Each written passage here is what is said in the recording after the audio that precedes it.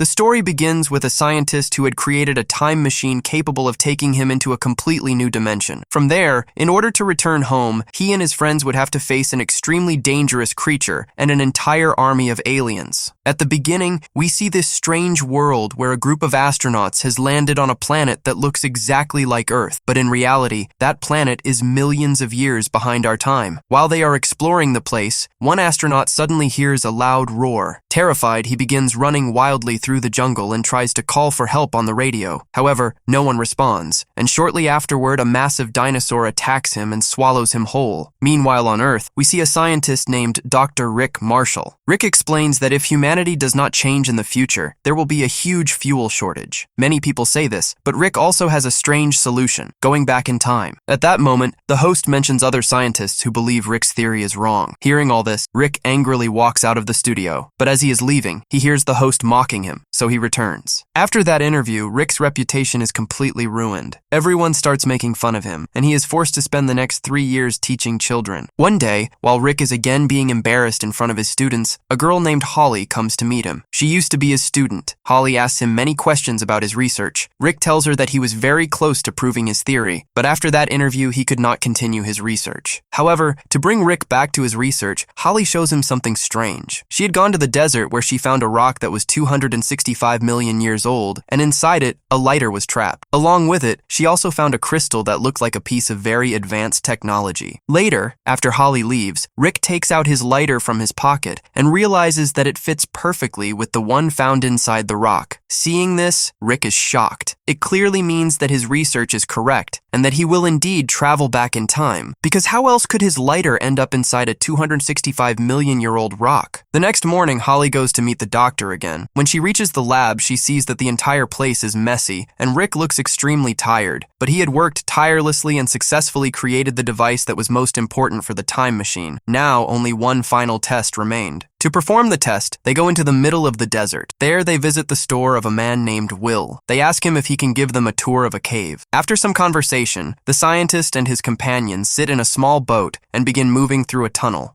During the journey, Will tells them that the tunnel is thousands of years old, and that about 200 years ago, there were reports of strange animals being seen there. While they are exploring the place, the sensor created by Rick suddenly detects some unusual particles in the air. Seeing this, they decide to turn on the amplifier. But the moment the device is activated, the readings suddenly increase and the ground begins to shake like an earthquake. During the tremor, the device falls straight into the water. Suddenly, the quake creates a powerful current that drags their boat deep into the tunnel. After some time, they reach a huge waterfall that sends them directly into another world. When the three of them regain consciousness on the other side, they find themselves lying among sandy desert hills. The strangest part is that they are inside a Viking ship that has been crashed into by a World War II airplane. It becomes clear that in this dimension, the timelines are completely messed up. To prove his theory to everyone, Rick asks Holly to start recording. As they move around the place, he begins explaining his research in more detail. However, while they are making the documentary, Will's biggest concern is how they will return home since their amplifier has fallen into the water. Just then, the three of them hear a strange sound. They run toward it and see some cavemen. 2 cavemen are trying to kill a third one. Seeing this, Holly immediately decides that she will not let that happen. She draws the cavemen's attention toward herself. As soon as they notice her, they begin approaching. At that moment, Will quickly takes out a lighter from his pocket, but while trying to light it, he accidentally burns his own finger and drops the lighter on the ground. The 2 cavemen immediately pick it up and run toward their tribe with it. Fire has now come into their hands, the very moment when human progress first began. After they leave, Holly goes to the 3rd caveman and tries to talk to him. During the conversation, they learn that his name is Chaka. Rick steps forward to help him and tries to examine the injury on his leg. But frightened by the pain, Chaka suddenly runs away. The 3 of them chase after him. However, suddenly the ground beneath them collapses and all 4 of them fall down onto a huge pile of bones. Rick begins to suspect that this might have been Chaka's trap, so he starts fighting him. But Holly intervenes and calms them both down. At that very moment, long vines begin wrapping around their legs, and within seconds, all of them are lifted, about 10 meters into the air. From above, Rick notices an astronaut's clothing among the bones, and he realizes that this place is actually a feeding chamber. In other words, if they remain hanging there too long, the creature that lives there will soon come to eat them.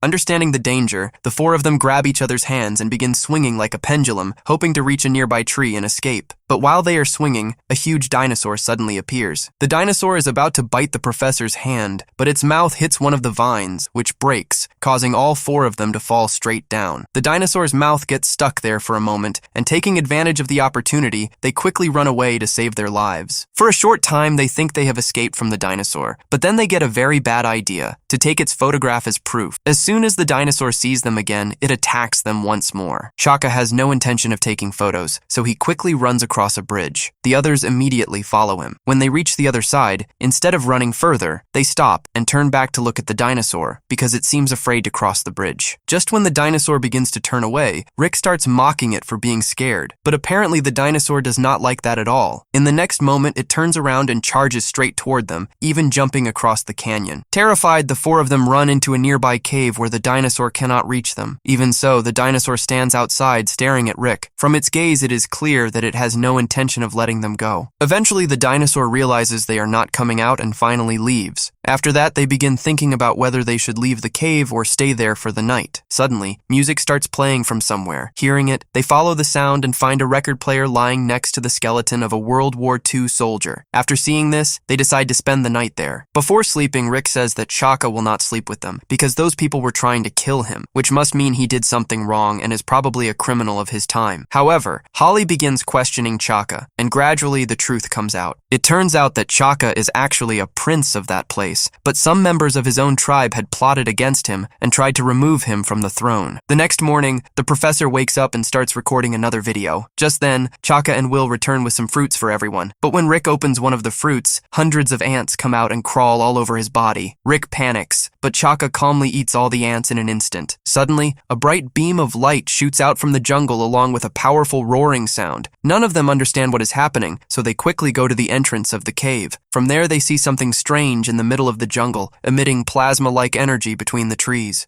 While the others are trying to understand what it is, Rick suddenly starts experiencing a severe pain in his head. Rick began seeing a vision in which an alien was lying on the ground, begging for help. Rick thought that perhaps the aliens had sent a message using the beam of light. Thinking this, he ran straight toward those light beams. When he went further, he found a tribal structure, and right in the middle of it there was a huge crystal. As soon as they approached it, they started feeling energy, the same kind they had felt in the tunnel. This meant that the amplifier was probably somewhere nearby. They moved even closer to the crystal and started touching it. Just then, Chaka suddenly appeared there and, in a panic, tried to explain something to them. The problem was that none of them could understand what he was saying.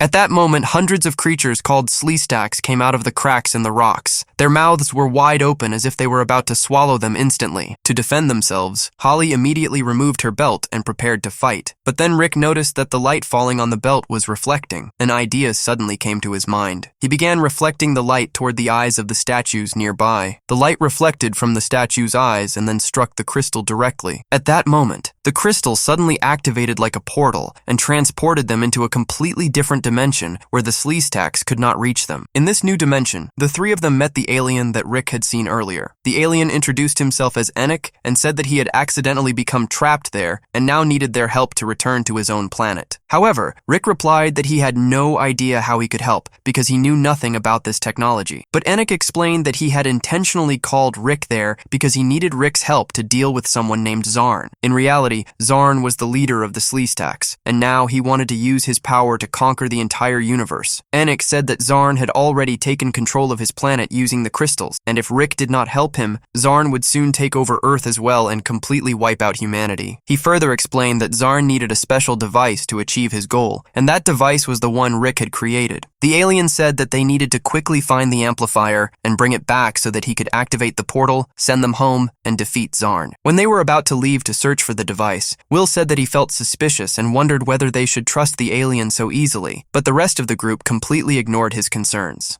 Now the group returned to the jungle to find the amplifier before Zarn could get it. They planned to track the signals. Just then Chaka came back to them and asked them to follow him. After walking several miles through the jungle, the 4 of them reached a sandy area filled with human objects and small dinosaurs. Seeing this, they realized that their boat must also be somewhere nearby. Rick then concluded that the amplifier must also be there. While searching for it, they noticed several small dinosaurs gathered in one particular spot. Suddenly, an ice cream truck fell from the sky. Seeing this, Rick realized that the dinosaurs dinosaurs had learned that food falls there. He immediately told everyone to run away because, according to him, larger dinosaurs would soon arrive as well, but it was already too late. A group of large dinosaurs appeared there and immediately started smashing the ice cream truck. They even tore the ice cream man into pieces. Taking advantage of the chaos, Rick told everyone to run, but suddenly another dinosaur appeared. This time it was a T-Rex. Along with it came another enormous dinosaur. Rick initially felt relieved, thinking the two dinosaurs would fight each other and give them a chance to escape. But unfortunately, the dinosaurs only stared at each other for a few seconds, and then turned their attention toward the humans. Now the hunt had begun in the desert. Everyone ran in different directions. Rick began running in a zigzag pattern so the dinosaur would get confused about where to attack. However, the dinosaur was very clever. It easily caught him, and during the struggle, Rick's backpack fell to the ground. After falling down, Rick tried to run again, but the two dinosaurs surrounded him. With no other option left, Rick ran into a completely ruined clothing store and hid among the mannequins. But even there, the dinosaur found him and immediately began eating. Holly was recording everything. Then suddenly, Rick's voice came from a distance saying he was fine. Fortunately, the dinosaur had grabbed a mannequin instead of Rick. While running, he eventually reached a rocky area. There, he noticed a liquid nitrogen cylinder and immediately got an idea. Rick ran back toward the group and shouted for them to prepare a large slingshot. When he finally reached them, he placed the cylinder into a catapult. Holly fired it, and the cylinder went straight into the dinosaur's mouth.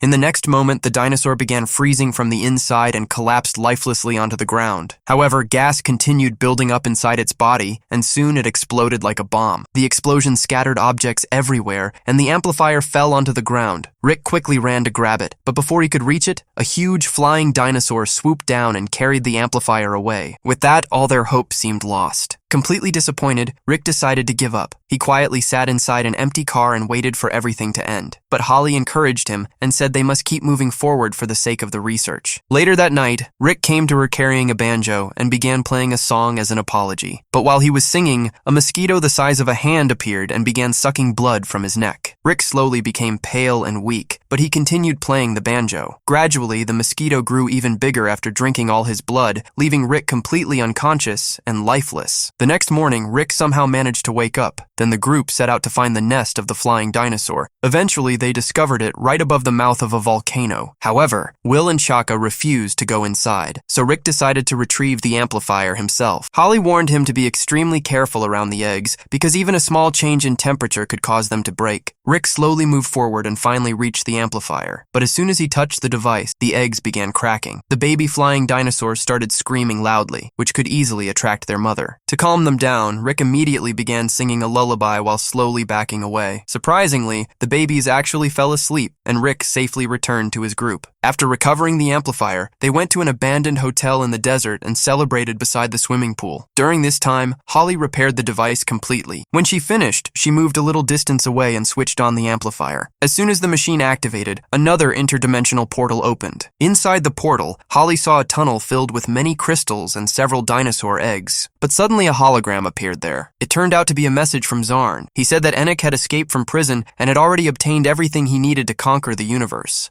But to complete his plan, he still needed the amplifier. This meant that Will had been right all along. After the hologram ended, Holly noticed that the image had come from a crystal that was in the hand of a skeleton. Then she realized that the skeleton actually belonged to Zarn, but before she could warn the others, the Sleestaks captured her. After some time, when Rick and the others woke up, they discovered that Holly was missing. However, they saw the portal and decided to enter it to find her. Inside the tunnel, Rick and Will hid while guards were standing watch. Rick then noticed that two Sleestaks were changing their skin. Seeing this gave them an idea. They decided to wear the discarded skins of the Sleestaks to disguise themselves so they could secretly move among them. After changing their appearance, they saw that preparations were being made to kill Holly. At that moment, Rick came up with a strange idea and removed the disguise, revealing his true identity to everyone. Then the leader of the Sleestaks came forward and told him that Enoch was actually a criminal. He had destroyed their entire world, and they had captured Holly because she was trying to help him. Hearing this, Rick finally realized that he had been trapped in a lie. But instead of helping the Sleestaks stop Enoch, Rick and Will came up with another bold plan. They began pushing the Sleestaks into a pit of lava. During the chaos, they finally managed to free Holly. Just then, the villain Enoch suddenly appeared. Using the amplifier, he had taken control of the Sleestaks. Smiling, he said that when he attacked Earth, he would give all the credit to Mr. Rick, because without Rick's help, none of this would have been possible. After mocking Rick, Enoch left. At that moment, the huge dinosaur from earlier arrived there, but this time Rick decided not to run away. He chose to face it. He told the others to leave the place. Before they left, he gave Will a bag of firecrackers that he had secretly kept. Now ready for battle, Rick grabbed a bamboo stick from a Sleestak and prepared to fight, but soon he realized that a small stick would never defeat a T-Rex. So he moved to his plan B. He ran toward the bag of firecrackers and took out a bomb, trying to light it with his lighter, but it failed completely. Frustrated, Rick threw both the lighter and the bomb onto the ground, complaining that they did not even work. Just then, the dinosaur stepped on the lighter, and it became exactly like the one Holly had shown him in the future. Now Rick decided it was a do-or-die moment. He picked up his stick again and ran straight toward the T-Rex, but in the next instant, the dinosaur easily swallowed him whole. Seeing this, Holly panicked terribly. She came out of her hiding place and started scolding the dinosaur, saying that this was no way to eat someone, but the dinosaur ignored her and walked away. After that, Holly decided she would show Rick's research to the entire world. She walked toward the Sleestak army and tried to fight them using her powerful belt, but within moments, she was captured. Will and Chaka tried to save her, but what could they do against an entire army? It seemed like the end for the three of them. Just then, Rick suddenly returned, and this time he was riding on the dinosaur's back. The T-Rex immediately attacked the Sleestaks and began tossing them aside one by one. After everything was over, Rick climbed down from the dinosaur and walked toward his friends. Everyone was shocked and asked how he had survived. Rick refused to explain at first, and they jokingly guessed that he must have come out from the dinosaur's backside. Finally, Rick explained that while he was inside its stomach, he had probably fixed some problem in the dinosaur's belly, which improved its mood and made them friendly with each other. In the end, the four of them entered the crystal chamber and saw that Enoch was opening a portal to Earth. To stop him, Rick immediately attacked him, and a fight began. Meanwhile, Will climbed onto the crystal table and tried something he had once seen in WWE. However, it did not work. Because of his weight, the table tilted slightly and a special crystal fell to the ground and broke. Seeing this, Enoch declared that the portal would now close forever. At that moment, Rick had an idea. He said that the crystal Holly had found earlier could be used to keep the portal open. Taking advantage of the opportunity, they all ran toward the portal. But at the last moment, Enoch grabbed Will's leg to stop him from escaping. Just then, Chaka stepped forward to help. Together, they managed to hold the villain back. After that, Will told Rick and Holly to go without him because he wanted to stay there. He had started feeling that this place was his real home and that he did not like the modern world very much. Respecting his decision, Holly and Rick said goodbye to him and went back to Earth through the portal. Will and Chaka stayed behind, and Will began living there happily with the beautiful tribal women. Meanwhile, after returning to Earth, Rick and Holly hugged each other. And that's where the story ends. If you liked the video, don't forget to like it and subscribe to the channel.